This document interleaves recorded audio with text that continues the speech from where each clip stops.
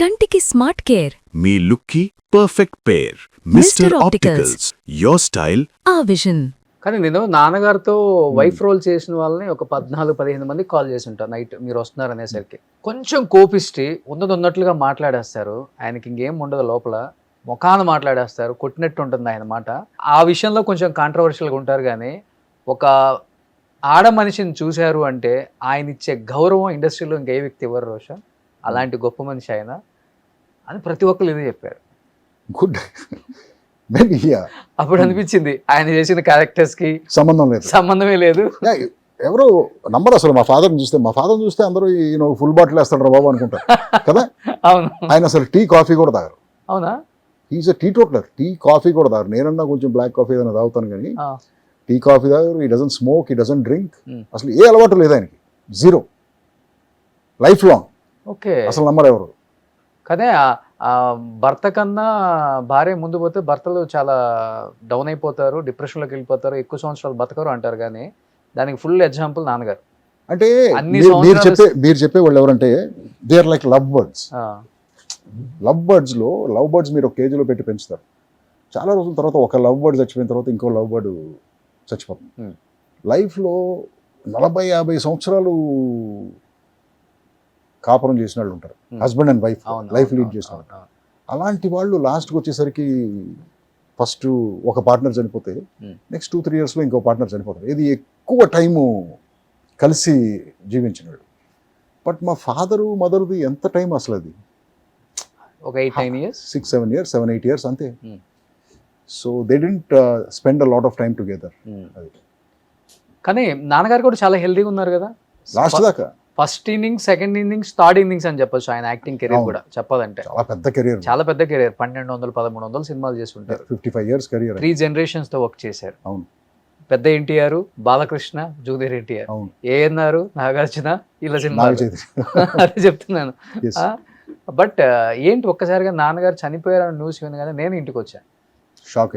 Last ఒక 2-3 months ఎవరిని కూడా దగ్గర వాళ్ళని తెలిసిన వాళ్ళని కూడా రావద్దు, టైంలో చూడొద్దు మీరు, నాకు చూడటానికి ఇష్టం లేదు అట్లా అని చెప్పారు. లాస్ట్ ఏమైందంటే అది నేను చాలా మందికి చెప్తాను బ్రదర్, ఇది ఒక ఏజ్ వచ్చిన తర్వాత లేదు, ఒక ఓల్డ్ పీపుల్ కింద పడకూడదు బ్రదర్.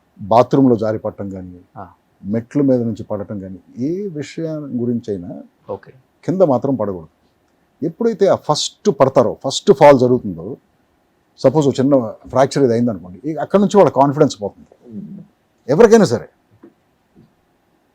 సో ఆ పడకుండా జాగ్రత్త పడాలి మనం, ఓల్డ్ పేరెంట్స్ని కానీ గ్రాండ్ పేరెంట్స్ని కానీ.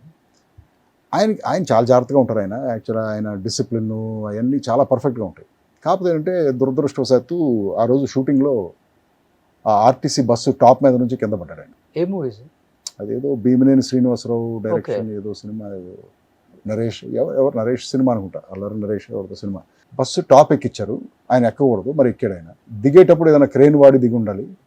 ఆ వెనకాల ల్యాడర్ ఉంటుంది కదా బస్సుకి, అది పట్టుకుని దిగుతానని చెప్పేసి అక్కడ నుంచి కాలు స్లిప్ అయ్యి టప్పని పడిపోయాడు. సో పడటం వల్ల ఏమైంది, పెద్ద ఫాల్ కదా అది, మామూలు స్లిప్ అయి పట్టడం కాదు ఇది, ఆ హైట్ నుంచి పట్టడం. పైగా ఆయన సైజుకి ఇంకెక్కువ దెబ్బ తగ్గుతుంది. బట్ లక్కీగా ఆయనకు చిన్న హెయిర్ లైన్ ఫ్రాక్చర్ అయింది హిప్లో. ఓకే.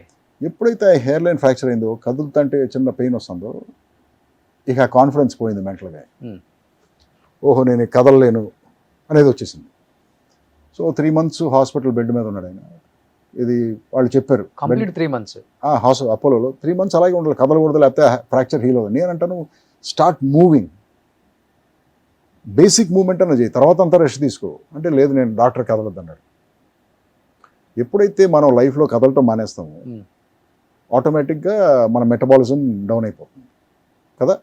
సో దాంతోపాటు ఆర్గన్స్ అన్నీ కూడా డిస్ఫంక్షన్ వచ్చేస్తుంది ఆర్గన్స్. సో ఆ 3 months ఏమైంది, ఆయన 3 years దాకా తీసుకెళ్ళాడు ఆయన. ఇక ఎందుకో కదలటం మానేశాడు ఆయన, కుర్చీలో నుంచి లగవటం మానేశాడు. అసలు కింద వాకింగ్ కూడా లేదు, ఏమీ చేయట్లేదు. అప్పటికి నేను ఒక స్టేషనరీ బైక్ తీసుకొచ్చి పెట్టి, ఫస్ట్ అట్లీస్ట్ ఖాళీగా కూర్చోకుండా కూర్చున్న సేపన్నా సైకిల్ తొక్కండి. సో అది కూడా ఎందుకో ఇంట్రెస్ట్ పోయింది దానికి. సో లాస్ట్ 3 years ఇక అలా స్టేషనరీగా ఉండిపోయేసరికి ఎండ్ దగ్గరికి వచ్చేసింది అన్నమాట. లేకపోతే ఇంకొక 10 years ఈజీగా ఆయన 10 years ఈజీగా బతికేవాడు, ఈజీగా ఉన్నారు ఆయన. సో హార్ట్ స్ట్రోక్ వచ్చేసింది మూమెంట్ సడన్ గా బ్రదర్. హార్ట్ స్ట్రోకే మరి, అది కూర్చున్న ఆయన అలా టప్పని వెనకబడిపోయి, అది హార్ట్ అటాకే కదా. 72 ఉంటే అంతే కదా. 79 ఆయన పోయినప్పుడు 79 ఉంది. అయినా కానీ ఇంకొక 10 years ఉంటారు ఈజీగా. ఈజీగా అంత హెల్దీగా ఉన్నారు ఆయన. ఈజీగా. మీరు అన్నట్లుగానే చాలా మందికి బయట ఒక ఫుల్ బాటిల్ అనుకుంటారు కానీ అసలు టీ టోట్లర్ అని ఎవరికి తెలియదు. టీ కాఫీ కూడా తాగలేదు. గ్రేట్. ఒక్క పొడి కూడా వేసుకోలేదు.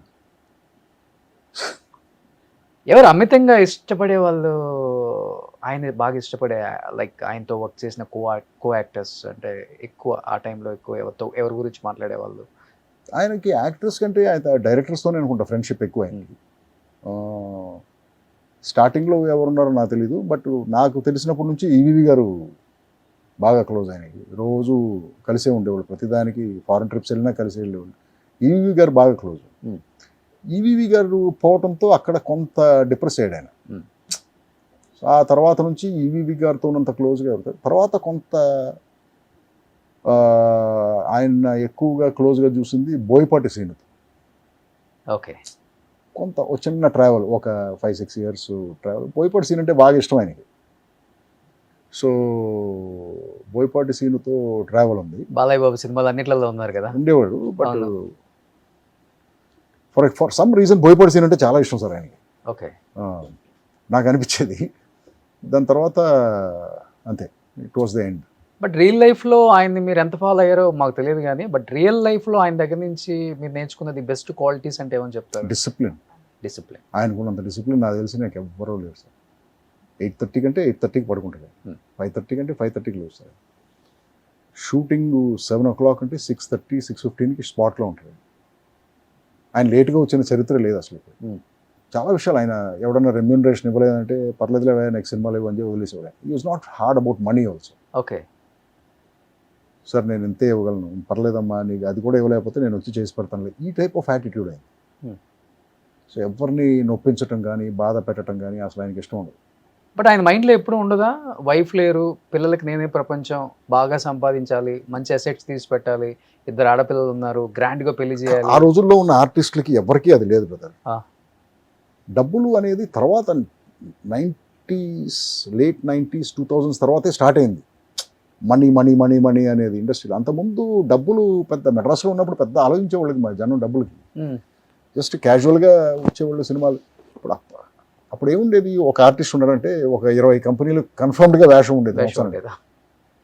ఇప్పుడు ఆ కన్ఫర్మేషన్ ఉందా? నెక్స్ట్ సినిమాకి లేదు. సో ప్రొడ్యూసర్స్ కూడా అలాగే ఉండేవాళ్ళు. వీళ్ళందరూ మన కంపెనీ ఆర్టిస్టులు, వీళ్ళందరికీ వేషాలు ఉంటాయి.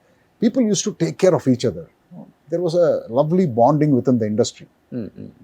అందుకే కదా ఇన్ని సినిమాలు చేయగలిగారు మా వాళ్ళందరూ, మా ఫాదర్ లాంటి ఆర్టిస్టులు అందరూ. ఇప్పుడు అది లేదు కదా. అది ఒక్కొక్కళ్ళు 1000 పైన చేశారు. చాలామంది ఆర్టిస్టులు, ఆ రోజుల్లో వచ్చిన ఆర్టిస్టులు చాలా 600, 700, 900, 1000 సినిమాలు చేశారు.